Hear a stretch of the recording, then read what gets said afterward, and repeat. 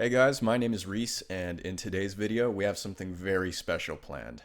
This video is making fun and picking apart an AT&T call center. I don't know what you would call this video, propaganda, really, about how wonderful and great it is to be working at an AT&T call center. This is very cathartic for me because I've worked a customer service job very similar to the environment that is shown in this video that you're about to witness. And I've watched it a couple of times, and I'm going to have some fun picking it apart with you guys. So without further ado, let's go ahead and get right into it.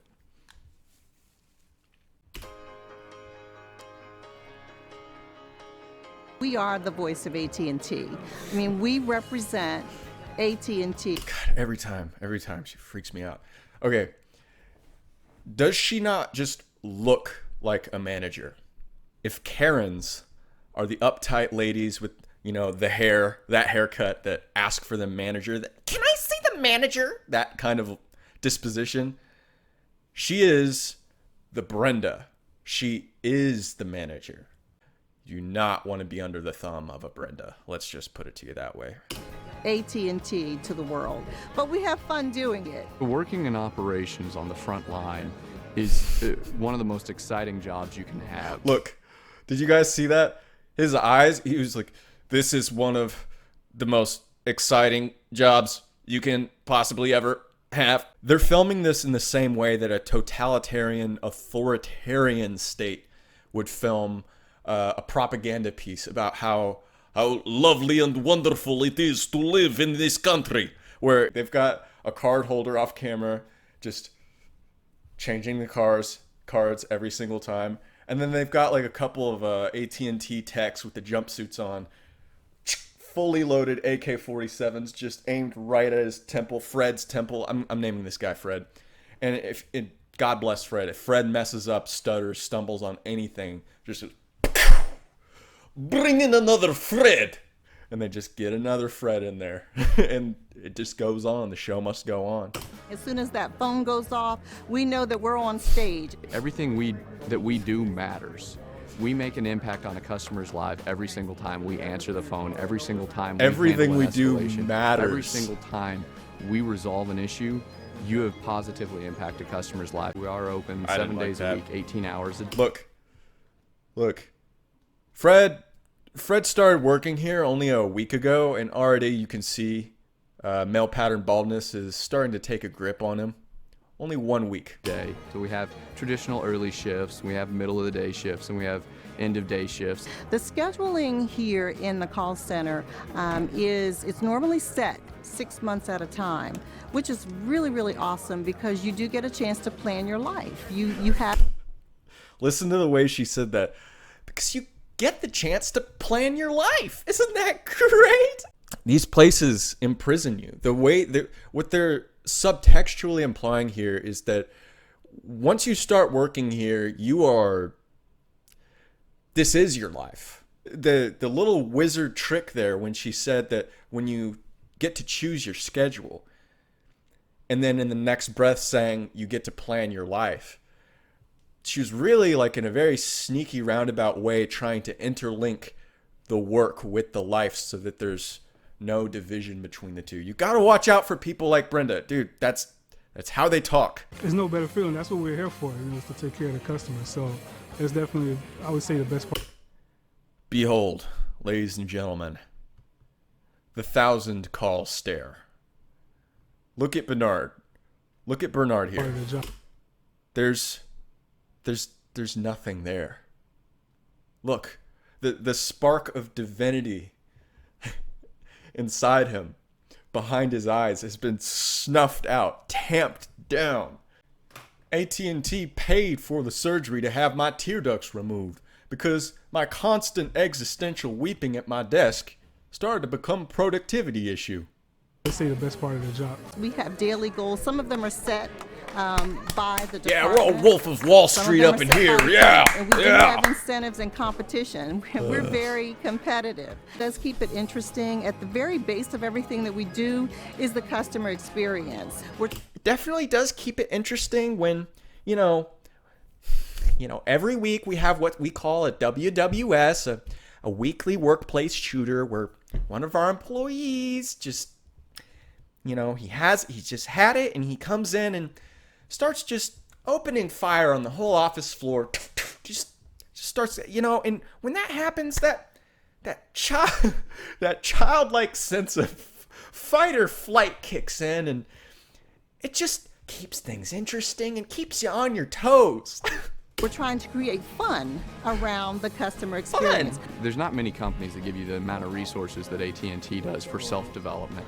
Knowledge is power. So resources such as a liquid IV bag of pure Prozac provided for every employee every single shift. We do get recurrent training. Every time there's a new product offering, every time there's a new feature, every time there's a new benefit. We also have regular...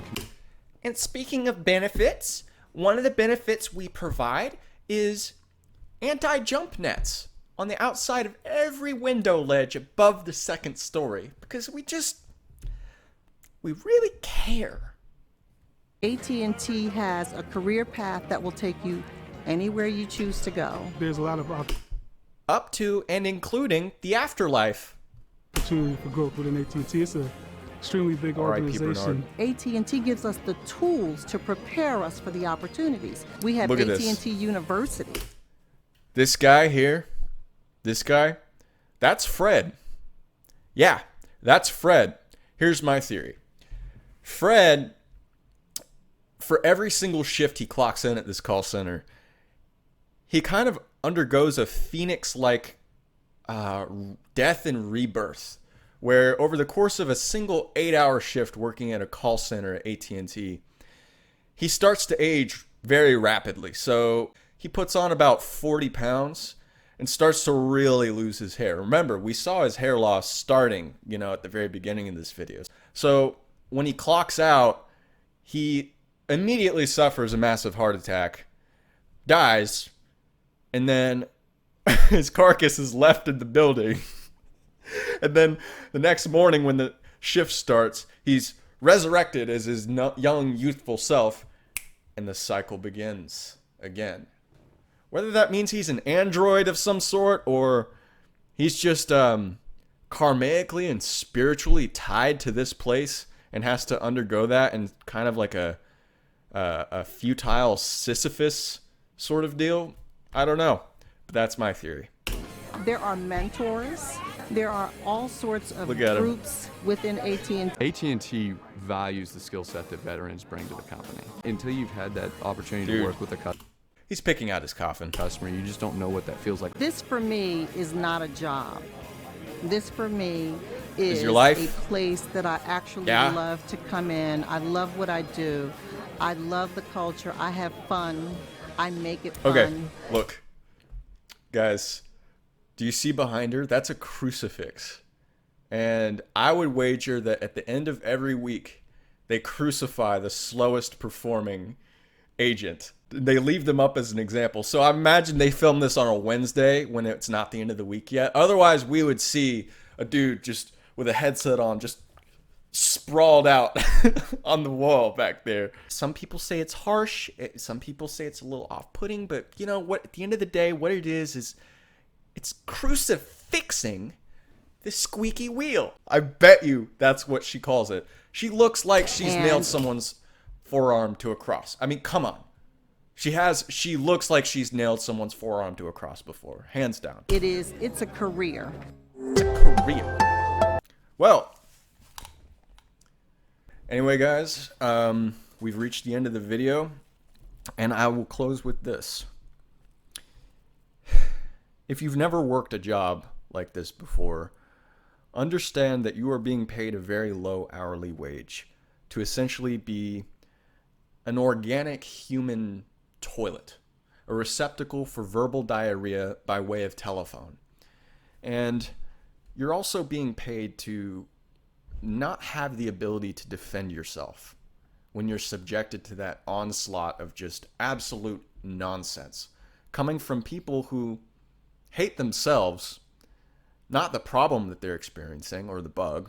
They hate themselves first and foremost, And they want to externalize and project that sense of self-hatred onto whoever they can get a hold of, and whoever they can get a hold of where they know they can't defend themselves. That's the kind of people who call into call centers, who actually take the time to really have that kind of a conversation. That's the job.